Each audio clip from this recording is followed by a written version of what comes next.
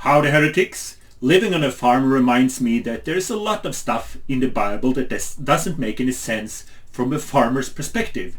And today we're going to talk about this because I'm the best boyfriend ever and I made a gift to my girlfriend.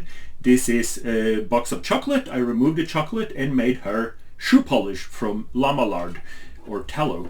And that reminds me about a place in the Bible. Let's say, here it says, "You must not eat an animal that was found dead." That makes sense.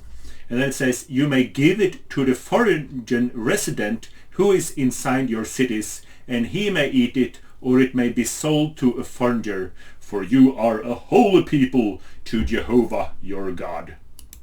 So they were not allowed to eat it themselves, and really no one would like to eat an old animal that died by natural causes. But selling it to an immigrant is a lot of hassle because the way it used to be in Europe and Middle Eastern countries and up until just a few hundred years ago here in Norway is that you're not allowed to do any trade outside the city walls. Because then there will be no taxation. You would actually be executed by the king's men if you did any kind of trade outside the cities. So there's a lot of hassle to give away a dead animal in Jewish time. You would actually have to take it physically to the city, pay taxes to the local tax collectors, then sell it to an immigrant, and he would do something that the holy Israelites didn't know about. Well, what can you salvage from a dead animal? Well, it's the skin, and it's the tallow, and maybe something I don't know. You don't eat the meat from an animal that's old and been lying in the Middle Eastern desert for a few days.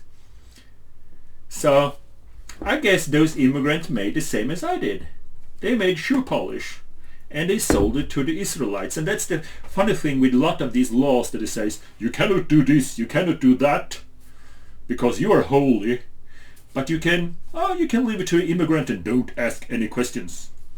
So it's kind of like, Watchtower, don't ask questions, and then your conscience allow you to do this. So most likely, they sold the carcass to an immigrant. The immigrant made unholy shoe polish, and the Jewish people didn't really ask any questions where it came from.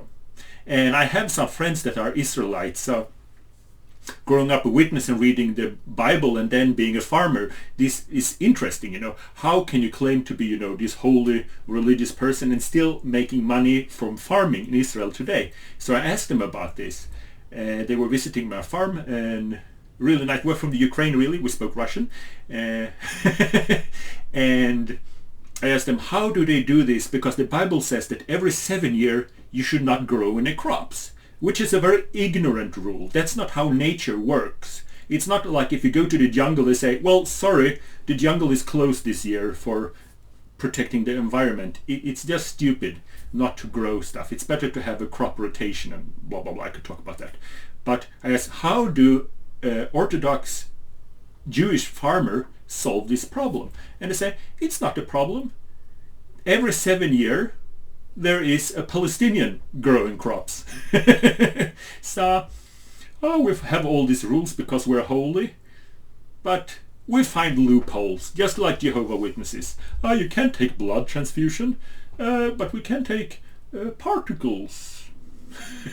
So that's my wisdom for today. And if you're a good boyfriend, always give your girlfriend homemade shoe polish. So maybe I should make a video about on my other channel how to make your own shoe polish, because it's really easy and you save a lot of money. So that's the hillbilly wisdom for today. And like and subscribe. Join the 144,000 subscribers. If you want to see my llama before he was retired, I can give you the link in the description. He was a very nice llama. His name was Stephen Lett. So, see you in paradise. Welcome